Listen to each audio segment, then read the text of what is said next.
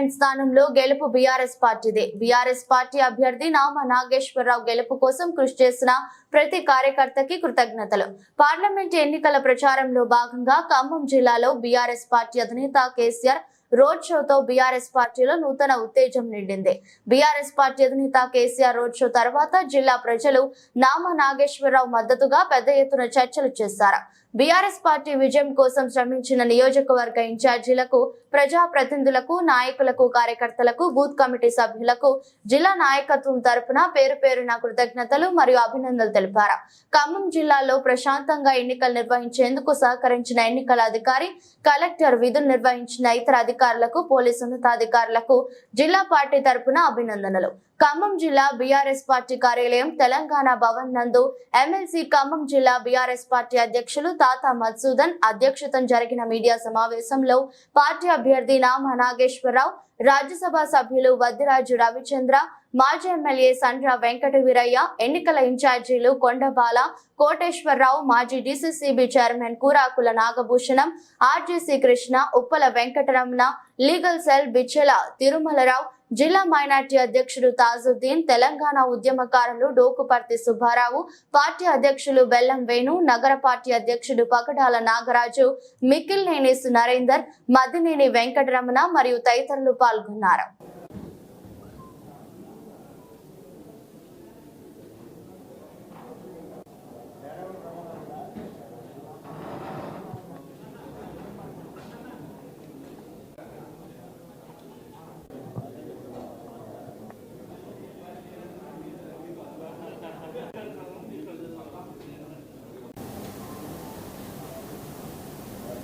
మా party parliament అభ్యర్థి నామా నాగేశ్వరరావు గారి విజయం కోసం శ్రమించినటువంటి పార్టీ గ్రామస్థాయి కార్యకర్తలు, నాయకులు, మండల నాయకులు, అలాగే కార్పొరేటర్సు, కౌన్సిలర్సు,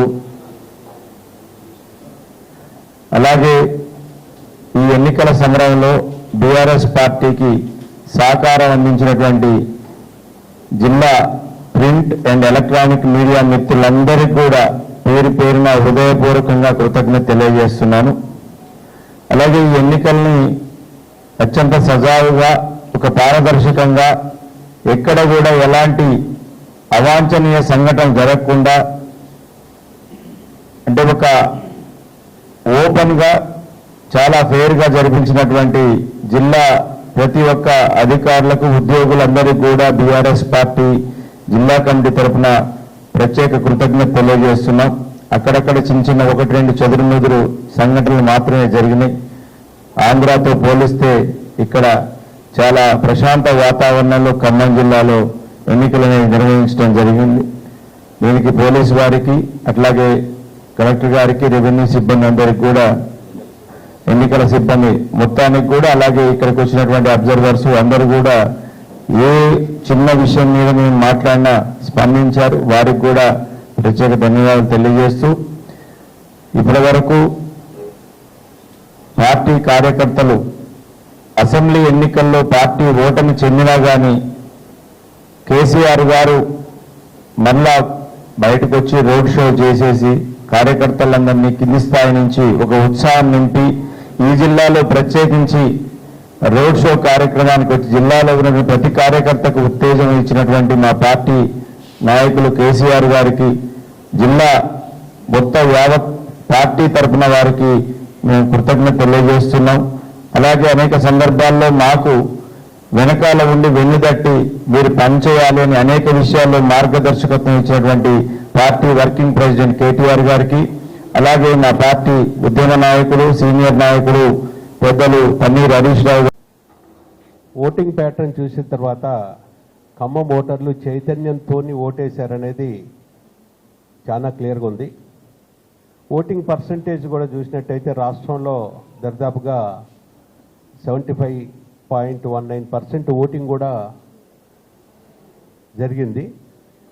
ఓటేసినటువంటి ప్రతి ఓటర్ మహాశయులకు నా తరఫున కృతజ్ఞతలు, ధన్యవాదాలు.